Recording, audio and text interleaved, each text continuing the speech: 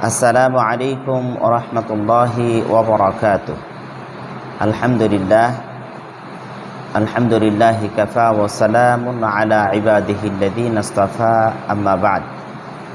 ফাকাদ ক্বালা আল্লাহু তাআলা ফি কালামিহিল মাজিদ, আউযু বিল্লাহি মিনাশ শাইতানির রাজীম। বিসমিল্লাহির রাহমানির রহিম। ইন্না আওহাইনা ইলাইকা কামা আওহাইনা ইলা নূহিন ওয়ান নাবিয়্যিনা মিন বা'দি।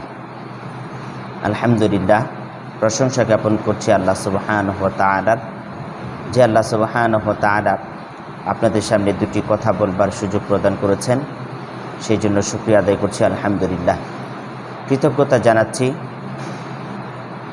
যারা আজকের এই আলোচনা শুনছেন দূরে ও কাছ থেকে, দেশ ও বিদেশ থেকে। বারাকাল্লাহু ফিকুম ওয়া হাইয়াকাল্লাহ ওয়া জাযাকাল্লাহ ওয়া আহসানুল জাযা। সম্মানিত ইসলাম প্রিয় শ্রোতা মণ্ডলী, আল্লাহ সুবহানাহু ওয়া তাআলা এর পক্ষ থেকে যে একমাত্র গ্রহণযোগ্য জীবন ব্যবস্থা তথা ইসলাম, আর আমরা মুসলিম হিসেবে, একজন মুমিন হিসেবে নিজেদের পরিচয় উপস্থাপন করতে পারি, এটা বিশেষ একটি নিয়ামত, যা আল্লাহ সুবহানাহু ওয়া তাআলা সবার নসিবে এই কথা লিখে রাখেননি। আর সবাই আল্লাহ সুবহানাহু ওয়া তাআলা এর মনোনীত ধর্মের অধিভুক্ত হতে সক্ষম হয়নি। আল্লাহ সুবহানাহু ওয়া তাআলা যাকে কবুল করে নিয়েছেন, একমাত্র তাকেই এই গ্রহণযোগ্য জীবন ব্যবস্থা তথা ইসলামের অনুসারী হওয়ার সুযোগ প্রদান করেছেন। আল্লাহ সুবহানাহু ওয়া তাআলা তিনি তো তার মহাগ্রন্থ আল কুরআনের মধ্যে এই কথা বলে দিয়েছেন। মহাগ্রন্থ আল কুরআন 3 নম্বর সূরা আলে ইমরান এর 85 নম্বর আয়াতের মধ্যে আল্লাহ সুবহানাহু ওয়া তাআলা ইসলাম ব্যতীত, ইসলাম ছাড়া অন্য কোনো জীবন দর্শন, ইসলাম এর বহির্ভূত কোনো আমল আল্লাহ সুবহানাহু ওয়া তাআলা এর কাছে পরিত্যাজ্য, সেটা গ্রহণযোগ্য হবে না। আল্লাহ সুবহানাহু ওয়া তাআলা এই একই সূরার মধ্যে আবার এই কথাও তিনি বলে দিয়েছেন কি, ইন্নাদ দীনা ইনদাল্লাহিল ইসলাম, নিশ্চয়ই ইসলাম হচ্ছে একমাত্র গ্রহণযোগ্য জীবন ব্যবস্থা, সেটা আল্লাহ সুবহানাহু ওয়া তাআলা এর নিকট। সম্মানিত দিনী ভাই ও বোনেরা, আল্লাহ সুবহানাহু ওয়া তাআলা এর প্রতি আমরা আবারও কৃতজ্ঞতা জানাই এই জন্যই যে নবী মুহাম্মদ রাসূলুল্লাহ সাল্লাল্লাহু আলাইহি ওয়াসাল্লাম হচ্ছেন সর্বশেষ নবী, সাইয়্যিদুল মুরসালিন, খাতামান নবিয়্যিন। তিনি সকল নবীদেরও নবী, সকল নবীদের শ্রেষ্ঠ নবী এবং সর্বশেষ নবী। সর্বশেষ গ্রন্থ মহাগ্রন্থ আল কোরআন। পৃথিবীতে যত আসমানি গ্রন্থ এসছে, সকল আসমানি গ্রন্থের সার নির্যাস হচ্ছে মহাগ্রন্থ আল কোরআন। যেই মহাগ্রন্থ আল কোরআন হচ্ছে আমাদের সংবিধান, আমাদের পথচালনার বাহন, আমাদের গাইডলাইনার, আমাদের পথ নির্দেশনার বার্তা।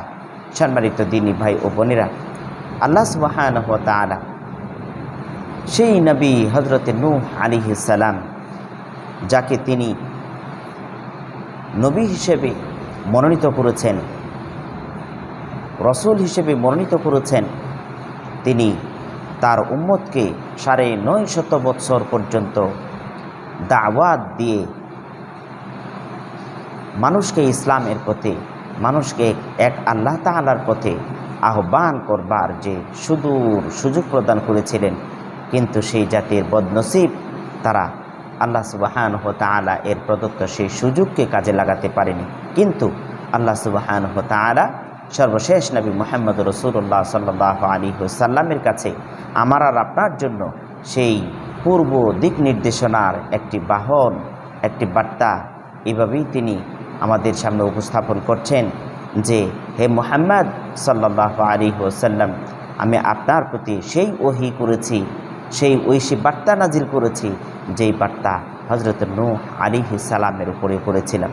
আল্লাহ সুবহানাহু ওয়া তাআলা সেই নবী নূহ আলাইহিস সালাম এবং নবী মুহাম্মদ সাল্লাল্লাহু আলাইহি ওয়াসাল্লাম এর মধ্যে একটি যোগসূত্রিতা তৈরি এবং একটি মিল বন্ধ তৈরিতে আল্লাহ সুবহানাহু ওয়া তাআলা তার বার্তা আমাদেরকে এইভাবেই জানাচ্ছেন।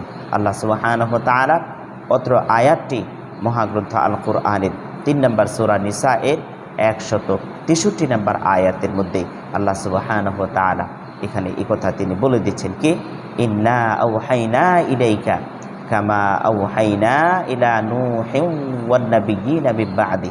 আল্লাহ সুবহানাহু ওয়া তাআলা নবী মুহাম্মদ সাল্লাল্লাহু আলাইহি ওয়াসাল্লামকে উদ্দেশ্য করে বলছেন, হে নবী, ইন্না নিশ্চয়ই, আওহাইনা ইলাইক আপনার প্রতি আমি ঐশী বার্তা প্রেরণ করেছি, পাঠিয়েছি, নাজিল করেছি, অবতীর্ণ করেছি।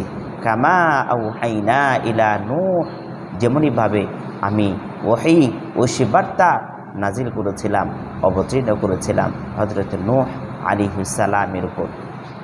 ওয়ান নাবিয়্যিনা মিন বা'দি, এবং নূহ পরবর্তী, নূহ আলাইহিস সালামের পরে যত নবী এবং রাসূল এসেছিলেন আপনার পূর্বে, অর্থাৎ হযরত ঈসা আলাইহিস সালাম পর্যন্ত যত নবী এবং রাসূল এসেছেন এই দুনিয়াতে, তাদের উপরেও আমি আল্লাহ সুবহানাহু ওয়া তাআলা আপনার উপরে যেভাবে ওহী অবতীর্ণ করেছি, আপনার উপরে যেরকমভাবে ওহী নাজিল করেছি, এরকমভাবে তাদের উপরেও আমি আল্লাহ সুবহানাহু ওয়া তাআলা এর পক্ষ থেকে ঐশী বার্তা, ঐশী গ্রন্থ, আসমানি কিতাব তাদের উপরেও নাজিল করেছি। সম্মানিত দ্বীনী ভাই ও বোনেরা, এই যে একটি যুগসূত্রিতা, প্রত্যেকটি নবী এবং রাসূল আল্লাহ সুবহানাহু ওয়া তাআলা এর ঐশী বার্তা বহন করে তাঁর উম্মতকে, তাঁর জাতিকে সৎ পথে আহ্বান করেছেন। আল্লাহ রাব্বুল আলামিন এর পথে মানুষকে ডেকেছেন। আল্লাহ রাব্বুল আলামিন এর পথে মানুষকে আনয়ন করবার জন্য কত ত্যাগ তিতিক্ষা, কত রক্ত এবং কত প্রাণ বিসর্জন দিয়েছেন। সম্মানিত দ্বীনী ভাই ও বোনেরা, আজকের আলোচনার মূল টার্নিং পয়েন্ট হচ্ছে এটাই যে ইমাম বুখারী রাহিমাহুল্লাহ তিনি সহিহ আল বুখারী গ্রন্থ রচনায় সর্বপ্রথম যে হাদিসটি তিনি সন্নিবেশ করেছেন, আর এই হাদিসটি সন্নিবেশ করতে গিয়ে মহাগ্রন্থ আল কুরআন প্রদত্ত যে আয়াতটি তিনি এখানে নিয়ে এসেছেন, যে আয়াতের অধিভুক্ত যে হাদিসটিকে তিনি কোট করেছেন, সেই হাদিসটিকে সামনে রেখেই মূল কথা। সম্মানিত দ্বীনী ভাই ও বোনেরা, আমরা আমাদের দুনিয়ার জীবন বাস্তবায়ন করতে গিয়ে কত ধরনের কাজ, কতভাবে সম্পাদন করে থাকি। আমরা কেউ আল্লাহ রাব্বুল আলামিন এর সন্তুষ্ট অর্জনের জন্য, আল্লাহ রাব্বুল আলামিনকে সন্তুষ্ট করবার জন্য, আল্লাহ রাব্বুল আলামিন এর চাওয়া, আল্লাহ রাব্বুল আলামিন এর আকাঙ্ক্ষা বাস্তবায়ন হোক এই আশা সামনে রেখে আমরা কাজ করে যাই। কিন্তু আমাদের নিয়তের, আমাদের ইচ্ছার, আমাদের সংকল্পের মধ্যে ঘাটতি থাকার কারণে আমরা আল্লাহ সুবহানাহু ওয়া তাআলা এর সেই চূড়ান্ত পর্যায়ে, আল্লাহ রাব্বুল আলামিন এর সেই চূড়ান্ত আকাঙ্ক্ষার বাস্তবায়ন আমরা ঘটাতে পারি না। সম্মানিত দ্বীনী ভাই ও বোনেরা, সেটা কি? আল্লাহ সুবহানাহু ওয়া তাআলা এর সন্তুষ্টি অর্জনের জন্য একটি ইখলাসপূর্ণ, খালিস, একনিষ্ঠ নিয়ত, বিশুদ্ধ ইচ্ছা, বিশুদ্ধ সংকল্প জরুরি। আমরা এটা অনেকেই জানি না। সম্মানিত ইসলাম প্রিয় দ্বীনী ভাই ও বোনেরা, আমরা অনেক সময় ভালো কাজ করি, নেকের কাজ করি, ইবাদতের কাজ করি, কিন্তু নিয়ত বিশুদ্ধ না হওয়ার কারণে আকীদার মধ্যে তাওহীদ এর বিপরীত যে দিকগুলো, সেগুলোর সংমিশ্রণ ঘটে যায়। আল্লাহ সুবহানাহু ওয়া তাআলা এর কাছে ইখলাসপূর্ণ নিয়ত এবং নিয়ত অনুযায়ী আমল আল্লাহ রাব্বুল আলামিন এর কাছে গ্রহণযোগ্যতা পায়।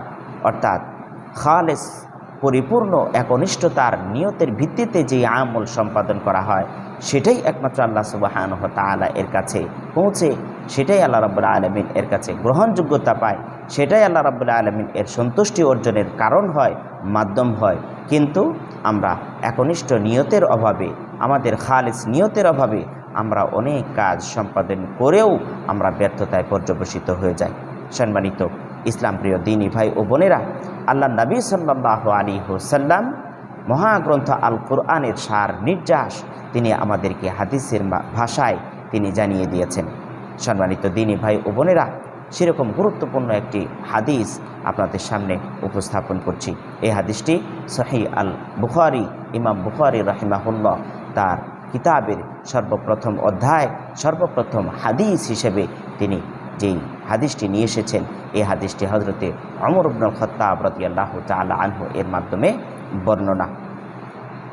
হজরত ওমর ইবনুল খাত্তাব রাদিয়াল্লাহু তাআলা আনহু তিনি বর্ণনা করছেন, আলাল মিনবার, তিনি যখন মিনবারে অবস্থান করছিলেন, অর্থাৎ মানুষের সামনে তিনি ভাষণ প্রদান করছিলেন, লেকচার দিচ্ছিলেন, মানুষের সামনে নসিহা করছিলেন, উপদেশ প্রদান করছিলেন।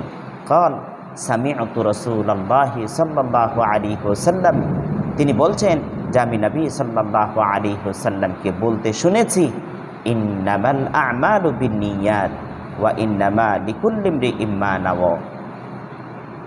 আল্লাহ নবী সাল্লাল্লাহু আলাইহি ওয়াসাল্লাম বলছেন যে ইন্নামাল আ'মালু বিন্নিয়াত, নিশ্চয়ই প্রত্যেকটি আমল, নিশ্চয়ই প্রত্যেকটি কাজ, নিশ্চয়ই প্রত্যেকটি পদক্ষেপ তার নিয়তের উপরে নির্ভরশীল।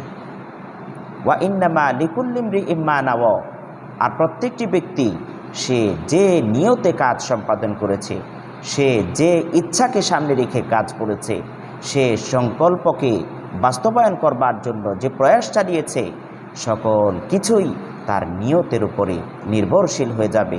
অর্থাৎ সে যদি আল্লাহকে সন্তুষ্ট করবার জন্য, আল্লাহর সন্তুষ্টি অর্জনের জন্য কোনো কাজ সম্পাদন করে থাকে, তাহলে সেটা অবশ্যই আল্লাহ সুবহানাহু ওয়া তাআলা এর সন্তুষ্টি অর্জনে ভূমিকা রাখবে। আর যদি আল্লাহ সুবহানাহু ওয়া তাআলা এর সন্তুষ্টি অর্জনের বিপরীতে কোনো অবস্থান থাকে, কোনো চিন্তা থাকে, কোনো চেতনা থাকে, কোনো আকাঙ্ক্ষা থাকে, কোনো সংকল্প থাকে, তাহলে সেটা ওই দিকেই ধাবিত হবে, অর্থাৎ আল্লাহ রাব্বুল আলামিন এর পর্যন্ত সেটা পৌঁছবে না। সম্মানিত দিনী ভাই ও বোনেরা, আমরা যৎসামান্য ইবাদত করি, যতটুকুই করি, এতটুকুতে যদি আল্লাহ রাব্বুল আলামিন এর সন্তুষ্টিকে সামনে না রাখতে পারি, একমাত্র আল্লাহ রাব্বুল আলামিন এর ইবাদত করতে হবে, একমাত্র আল্লাহ রাব্বুল আলামিন এর জন্য সম্পাদন করতে হবে, একমাত্র আল্লাহ রাব্বুল আলামিন এর সন্তুষ্টিকে প্রাধান্য দিতে হবে, এই আকাঙ্ক্ষা, এই ইচ্ছা এবং এই নিয়াত যদি না থাকে, তাহলে আমার আর আপনার এই ইবাদত আল্লাহ রাব্বুল আলামিন এর নিকট গ্রহণযোগ্যতা পাবে না। আল্লাহ রাব্বুল আলামিন এর কাছে গ্রহণযোগ্যতা পাওয়ার পূর্ব শর্ত হচ্ছে খালিসুন নিয়্যা, একনিষ্ঠ নিয়ত, একমাত্র আল্লাহ রাব্বুল আলামিনকে রাজি খুশি করবার জন্য সেই আমল হতে হবে। এখন স্বাভাবিকভাবে আমরা উদাহরণ হিসেবে দেখতে পারি যে মানুষ এই দুনিয়ার জীবনে নিজের মান মর্যাদা, নিজের নাম, নিজের অবস্থান সুপ্রতিষ্ঠিত করবার জন্য কত ধরনের মেহনত করে থাকে, কত ধরনের প্রচেষ্টা করে থাকে, কত ধরনের কাজ আঞ্জাম দিয়ে থাকে, কত ধরনের কাজ সম্পাদন করে থাকে, কত দৌড়ঝাঁপ, কত প্রচেষ্টা আমরা ব্যয় করে থাকি। সম্মানিত দিনী ভাই ও বোনেরা, আমরা যা কিছুই করি না কেন, এইগুলোর পিছনে যদি একটি একনিষ্ঠ নিয়াত আমরা প্রতিষ্ঠিত করতে পারি, কোনো কাজ সম্পাদনের পূর্বে যদি আল্লাহ রাব্বুল আলামিনকে সামনে রাখতে পারি, তাহলে প্রত্যেকটি কাজ, প্রত্যেকটি মেহনত, প্রত্যেকটি প্রচেষ্টা আমার আর আপনার জন্য কল্যাণ বয়ে আনবে। আল্লাহ রাব্বুল আলামিন এর সবিশেষ সন্তুষ্টি অর্জনের জন্য সহায়ক ভূমিকা পালন করবে। যেমন আমরা ইবাদত করে থাকি, এই ইবাদত যদি একনিষ্ঠভাবে আল্লাহ রাব্বুল আলামিনের জন্য হয়, আলহামদুলিল্লাহ। আমরা যে সিজদা করে থাকি, এই সিজদা যদি একমাত্র আল্লাহ রাব্বুল আলামিন এর জন্য হয়, আলহামদুলিল্লাহ। আমরা যা চাই এটা যদি একমাত্র আল্লাহ রাব্বুল আলামিন এর নিকট চাই, তাহলে আলহামদুলিল্লাহ। আমরা যা কিছু নিবেদন করি এটাও যদি একমাত্র আল্লাহ সুবহানাহু ওয়া তাআলা এর উদ্দেশ্যে হয়, আলহামদুলিল্লাহ। আমরা যদি আমাদের জীবিকা নির্বাহ, আমাদের চাওয়া পাওয়া, আমাদের আকাঙ্ক্ষা একমাত্র আল্লাহ রাব্বুল আলামিন এর দিকে নিবেদিত হয়, আলহামদুলিল্লাহ। অনুরূপভাবে আমরা যে সকল মানব কল্যাণমূলক, মানব হিতৈষীমূলক, পরোপকারমূলক এবং অন্যের জন্য বদান্যতামূলক যে কাজগুলো আমরা সম্পাদন করে থাকি, এগুলো যদি একমাত্র আল্লাহ সুবহানাহু ওয়া তাআলা এর জন্য হয়ে থাকে, আল্লাহ রাব্বুল আলামিন এর সন্তুষ্টি অর্জনের জন্য যদি হয়ে থাকে, তাহলে অবশ্যই আমি আপনি আল্লাহ সুবহানাহু ওয়া তাআলা এর কাছ থেকে সেই সন্তুষ্টি অর্জনে সক্ষম হব। তার ন্যূনতম একটি উদাহরণ হচ্ছে এই, আমি আপনি যদি একে অপরের সাথে কথা বিনিময়ের সময়, আলাপ আলোচনা করার সময়, একে অপরকে কাছে টানবার সময় একমাত্র আল্লাহ রাব্বুল আলামিন এর সন্তুষ্টিকে সামনে রাখতে পারি, অর্থাৎ আমি আপনি যখন একসাথে কথা বলবো, আমি আপনাকে যখন ভালোবাসবো, আপনাকে আমি পছন্দ করব, সেই পছন্দটাও যদি আল্লাহ সুবহানাহু ওয়া তাআলা আল্লাহর জন্য হয়ে থাকে, তাহলে এতেও আল্লাহ রাব্বুল আলামিন এটাকে তার সন্তুষ্টির কারণ হিসেবে গ্রহণ করবেন ইনশাআল্লাহ। সম্মানিত মুসলিম কিরাম, আমি যখন কাউকে কোনো একটি জিনিস প্রদান করব, তাহলে সেই প্রদানের পিছনেই যেন আল্লাহ সুবহানাহু ওয়া তাআলা এর সন্তুষ্টির ইচ্ছা থাকে, আল্লাহ রাব্বুল আলামিনকে রাজি খুশি করবার ইচ্ছা যেন থাকে। আমি যদি কারোর সাথে কোনো কিছু বিনিময় করতে চাই, সেটাও যেন একমাত্র আল্লাহ রাব্বুল আলামিন এর সন্তুষ্টি অর্জনের জন্য হয়ে থাকে। তবেই প্রত্যেকটি কাজ সুসংগঠিত হবে এবং প্রত্যেকটি কাজের বিনিময়ে আল্লাহ সুবহানাহু ওয়া তাআলা এর সন্তুষ্টি অর্জনে সহায়ক আলহামদুলিল্লাহ প্রাপ্য আমাদের আমলনামায় লিপিবদ্ধ হবে। আমরা যে কোনো ধরনের কাজই করি না কেন, সকল কাজ যদি আল্লাহ রাব্বুল আলামিন এর সন্তুষ্টি অর্জনের নিয়তে করতে পারি, একনিষ্ঠ নিয়াত একমাত্র আল্লাহ রাব্বুল আলামিন এর জন্য সমর্পণ করতে পারি, তাহলে অবশ্যই এই কাজ দ্বারা আল্লাহ সুবহানাহু ওয়া তাআলা এর সন্তুষ্টি আমরা অর্জনে সক্ষম হব। সম্মানিত দিনী ভাই ও বোনেরা, আজকে আমরা যারাই নিজেদের জায়গা থেকে যতটুকু প্রচেষ্টা চালায়, ব্যক্তি জীবনের জন্য হোক, সন্তান সন্ততির জন্য হোক, পরিবারবর্গের জন্য হোক, আত্মীয় প্রতিবেশীর জন্য হোক, পাড়াপড়শির জন্য হোক, সমাজ বা রাষ্ট্রের জন্য হোক, সকলের জন্যই আমরা যে যতটুকু প্রচেষ্টা চালাই, এই প্রচেষ্টার পিছনে যদি আল্লাহ রাব্বুল আলামিন এর নিকট ইখলাসপূর্ণ একনিষ্ঠ নিয়তকে সামনে রেখে কাজগুলো সম্পাদন করি, তাহলে এগুলো আমাদের জন্য সদকায়ে জারিয়া এবং সদকা হিসেবে আল্লাহ রাব্বুল আলামিন এর কাছে গ্রহণযোগ্যতা পাবে। শুধুমাত্র প্রয়োজন একটি ইখলাসপূর্ণ নিয়ত, একটি সঠিক নিয়ত, একটি উত্তম নিয়ত, যে নিয়ত, যে ইচ্ছা, যে সংকল্পের মাধ্যমে আমরা আমাদের প্রচেষ্টাকে, আমরা আমাদের পরিশ্রমকে, আমরা আমাদের আকাঙ্ক্ষাকে একটি উত্তম পর্যায়ে নিয়ে দাঁড় করাতে পারি তথা আল্লাহ সুবহানাহু ওয়া তাআলা এর সন্তুষ্টি অর্জনে সহায়ক ভূমিকা রাখতে পারি, সেই সংকল্প যেন আমরা করতে পারি। আল্লাহ সুবহানাহু ওয়া তাআলা আমাদেরকে ইখলাস, একনিষ্ঠ মুমিন হিসেবে, একনিষ্ঠ মুসলিম হিসেবে কবুল করে নিন, আল্লাহুম্মা আমিন। সম্মানিত দিনী ভাই ও বোনেরা, আল্লাহ সুবহানাহু ওয়া তাআলা এর কাছে সন্তুষ্টি অর্জনের খুব বেশি আমলের প্রয়োজন হয় না। সামান্য ইচ্ছা, সামান্য আকাঙ্ক্ষা, সামান্য প্রচেষ্টা, এটাই আল্লাহ সুবহানাহু ওয়া তাআলা চান। আল্লাহ রাব্বুল আলামিন শুধু দেখতে চান যে বাহ্যিক নয়, আন্তরিক যে বিশ্বাস, আন্তরিক যে চাওয়া, আন্তরিক যে প্রচেষ্টা, সেই প্রচেষ্টাই আল্লাহ সুবহানাহু ওয়া তাআলা এর কাছে গ্রহণযোগ্যতা পায়। সম্মানিত দিনী ভাই ও বোনেরা, আসুন আমরা প্রত্যেকটি কর্মের পিছনে, প্রত্যেকটি কাজ সম্পাদনের পিছনে যে উদ্দেশ্যকে রাখি, সেই উদ্দেশ্যটা যেন একনিষ্ঠ নিয়তের ভিত্তিতে হয়, আল্লাহ সুবহানাহু ওয়া তাআলা এর সন্তুষ্টির জন্য হয়, আল্লাহ রাব্বুল আলামিনকে রাজি খুশি করবার মানুষে হয়। সেই তৌফিক আল্লাহ রাব্বুল আলামিন আমাদের সকলকে প্রদান করুন। আমরা আল্লাহ রাব্বুল আলামিন এর কাছে সব সময় এই তৌফিক কামনা করব। হে আল্লাহ, আমরা যতটুকু করি ততটুকুই যেন ইখলাসপূর্ণ হয়, একনিষ্ঠ তোমার নিয়তে যেন হয়, সেটাই আমরা প্রার্থনা করি।